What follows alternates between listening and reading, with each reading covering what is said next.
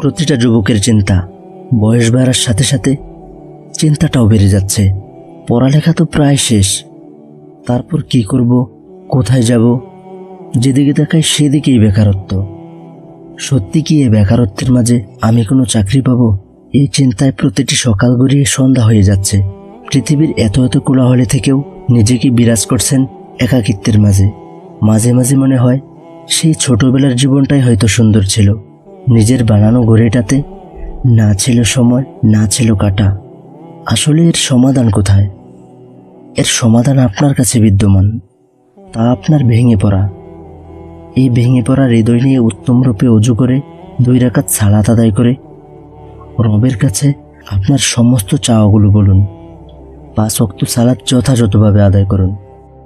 দেখবেন ইনশাআল্লাহ মহান রব আপনাকে এত দিবেন যা আপনি কখনো কল্পনাও করেননি। রিজিকের দায়িত্ব আপনার নয়, রিজিকের দায়িত্ব নিয়েছেন আপনার রব।